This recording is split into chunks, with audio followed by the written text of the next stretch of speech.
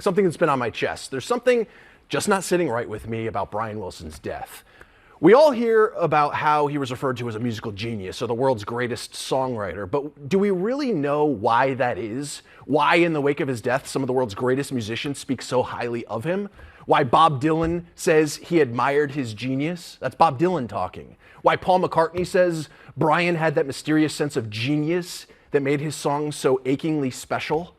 That's Paul McCartney talking. Why Springsteen calls him the most musically inventive voice in all of pop. So there are people out there that may brush these comments off as opinion or nice words for a man who has passed. But I don't want to just tell you, I want to show you, to the best of my novice ability, why Brian Wilson was an absolute genius.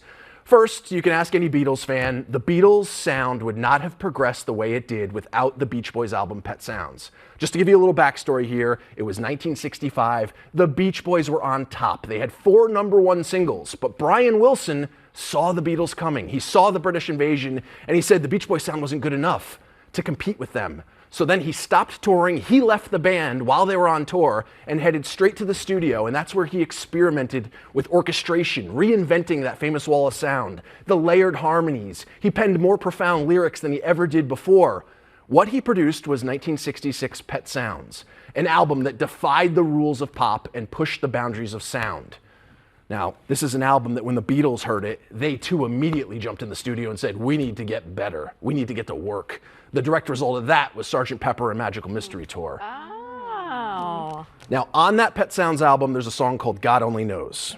You know the song. We played it yesterday. We showed you tributes from both Sting and Dave Matthews, both covering that same song live in concert. It's a song that Paul McCartney calls the greatest song ever written. Here's why. Let me break this down for you. So I'm going to grab my guitar here. Now, I'm not going to play, but I just want to show you this. I'm going to break it down this way. So picture this. 80% of pop songs, probably 90% of what we hear on the radio, are just 4-chord progressions, okay? In a 4/4 time signature with major and minor keys, okay? So let's listen to example number 1. Or major and minor chords, rather. So right now, you're listening to U2.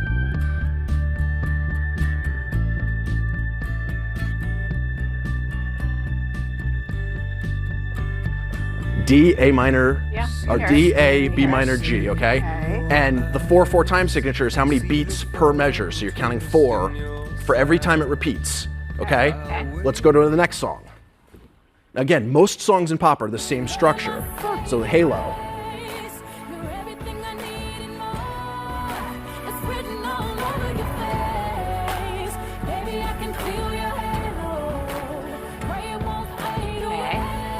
Got it.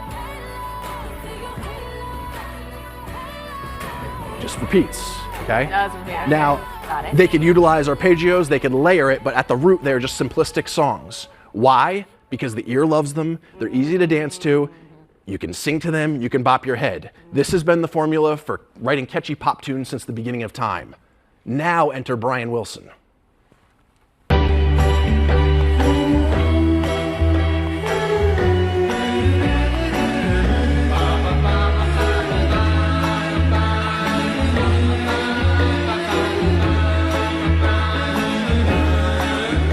What you're seeing here is Brian somehow found a way to incorporate obscure chords mostly found in jazz and classical music. He changes the key in the middle of the songs. He changes the time signature in the middle of the song from 4/4 to 2/4 to 3/4.